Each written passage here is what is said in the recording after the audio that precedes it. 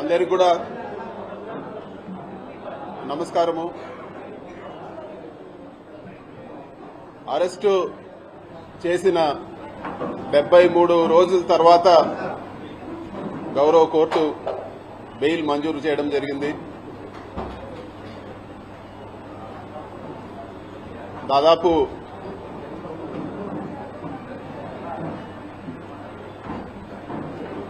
2.5 నెలలు ఒక ఖైదీగా ఉండాల్సిన పరిస్థితి వచ్చిందని చెప్పి కూడా మీకు అందరు కూడా నేను తెలియజేస్తా ఉన్నాను. గౌరవ కోర్టు పెట్టిన ఆంక్షల మేరకు ఈ కేసు గురించి వివరంగా మాట్లాడేదానికి పర్మిషన్ లేదు. అయినా కూడా ఒక మాట నేను చెప్పదలుచుకున్నాను. గౌరవ కోర్టు ఇచ్చిన బెయిల్ ఆర్డర్ని ఒకసారి చదవమని కూడా నేను అందరిని కూడా అడుగుతున్నాను. దాంట్లో ఇచ్చిన పాయింట్స్ 100% నిజమని చెప్పి కూడా నేను తెలియజేస్తా ఉన్నాను. గౌరవ కోర్టు ఏదైతే ఆర్డర్లో విషయాలు చెప్పిందో అవన్నీ కూడా మీ అందరిని కూడా నేను ఒక్కసారి చదవమని చెప్పి కూడా నేను కోరుతా ఉన్నాను. ఇది వరకు ప్రెస్ మీట్ పెట్టి చెప్పడం జరిగింది. ఎన్ని ఇబ్బందులు పెట్టినా కూడా, ఎటువంటి ఇబ్బందులు పెట్టినా కూడా ఎదుర్కొనేదానికి సిద్ధంగా ఉంటామని చెప్పి ఈరోజు ఇన్ని రోజులు జైల్లో పెట్టిన తర్వాత కూడా మళ్లీ అదే మాట చెప్తా ఉన్నాను.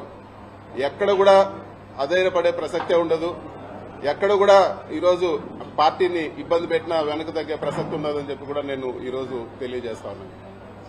ఇది ప్రతిసారి తెలుగుదేశం పార్టీ అధికారంలో ఉన్నప్పుడు, ఎప్పుడు తెలుగుదేశం పార్టీ అధికారంలోకి వచ్చినా కూడా కేసులు పెట్టే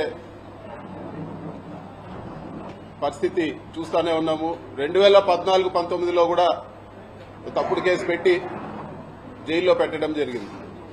అప్పుడు కూడా చెప్పినాను, ఇది తప్పుడు కేసు, ఇది కేవలం హరాస్మెంట్ చేసేదానికే పెడుతున్నారని ఆ రోజు కూడా నేను చెప్పడం జరిగింది. అయినా కూడా అక్రమంగా అరెస్ట్ చేసి నన్ను, బిఎం మధుసూదన్ రెడ్డి గారిని, చెవిరెడ్డి భాస్కర్ రెడ్డి గారిని కూడా ఆ రోజు కూడా జైల్లో పెట్టడం జరిగింది. తర్వాత ఎవరైతే కేసు పెట్టించారో అదే వ్యక్తి కోర్టులో వచ్చి చెప్పడం జరిగింది, ఎక్కడ కూడా బలవంతంగా మా దగ్గర పెట్టించారు, వీళ్ళు తప్పు చేయలేదని చెప్పి ఆ కేసు కూడా కొట్టేయడం జరిగింది. అంతేకాదు, అంతకుముందు తెలుగుదేశం అధికారంలో ఉన్నప్పుడు కూడా నేను ఇంజనీరింగ్ కాలేజ్లో చదివేటప్పుడు కూడా నా జీవితంలో మొట్టమొదటి కేసు పెట్టింది తెలుగుదేశం ప్రభుత్వం. తెలుగుదేశం ప్రభుత్వం ఎప్పుడున్నా కూడా ఇటువంటి హరాస్మెంట్ చూస్తూనే ఉన్నాము. ముఖ్యంగా ఈ జైల్లో ఉన్నన్ని రోజులు కూడా ఈ కష్టకాలంలో అండగా నిలబడిన మా పార్టీ అధ్యక్షులు జగన్మోహన్ రెడ్డి గారికి, అదేవిధంగా మా పార్టీ గౌరవ పెద్దలకు, మా పార్టీ క్యాడర్కి అందరూ కూడా వెన్నంటుండి సపోర్ట్గా ఉన్న ప్రతి అందరికి కూడా మనస్ఫూర్తిగా నేను ధన్యవాదాలు తెలియజేస్తా ఉన్నాను. ఈ కేసు పెట్టి సాధించింది ఏమీ లేదు, ఒక పైశాచిక ఆనందం పొందడం తప్పితే, అదేవిధంగా మా తల్లిదండ్రుల్ని మానసికంగా వేధించడం ఒకటి సాధించినారు తప్పితే ఈ కేసు వల్ల సాధించింది ఏమీ లేదు. కోర్టు నుంచి వెసులుబాటు పొందిన తర్వాత కేసు వివరాలన్నీ కూడా వివరంగా మరొకసారి నేను మాట్లాడతానని చెప్పి కూడా మీకు అందరు కూడా తెలియజేస్తా ఉన్నాను. చివరిగా చెప్పేది ఏమంటే, మీరు కేసులు పెట్టినా లేకపోతే ఇంకోటి పెట్టినా మేము వెనక్కు తగ్గే ప్రసక్తే లేదు. ఖచ్చితంగా గట్టిగా ఇంకా రెట్టింపు ఉత్సాహంతో పోరాడతామని చెప్పి కూడా నేను తెలియజేస్తా ఉన్నాను. ఎక్కడ కూడా వైఎస్ఆర్ పార్టీ క్యాడర్ కానీ లేకపోతే నాయకులు కానీ ఎక్కడ కూడా ఆధారపడే పరిస్థితి ఉండదని చెప్పి కూడా నేను తెలియజేస్తా ఉన్నాను. ఇవన్నీ కూడా ప్రజలు గమనిస్తా ఉన్నారు.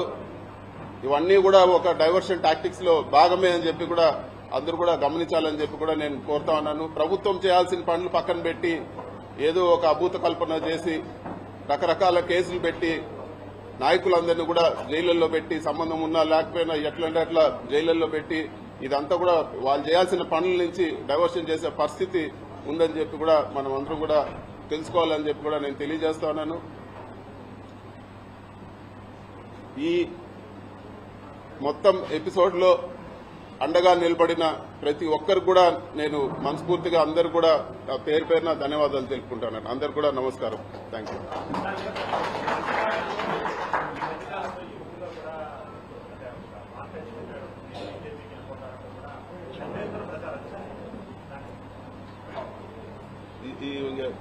దానికి ఇంకా అర్థమే లేదు. ఇవన్నీ కూడా కట్టుకథలు. తెలుగుదేశం నాయకులు కావాలని బురదగొట్టే పని కానీ దీనికి నేను సంజయ్ చేసినా కూడా అర్థమే లేదు.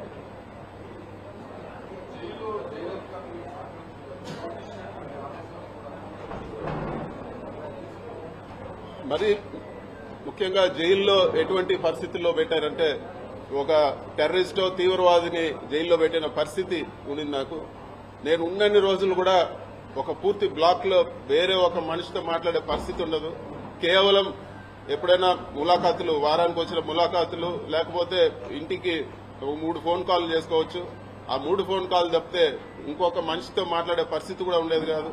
మొత్తం సీసీ కెమెరా నిఘా, ఎవరు చూస్తా ఉన్నారో ఆ సీసీ కెమెరాల్లో తెలియదు. విజయవాడలో కూడా ఆ సీసీ కెమెరాలో చూడగలుగుతారని చెప్పేవాళ్ళు.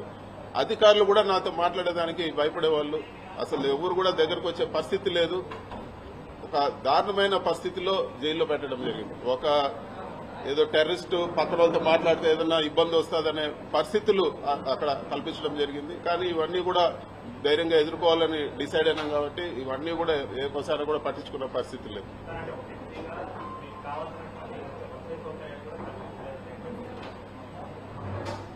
కోర్టు వసతులు కల్పించే విషయంలో కోర్టు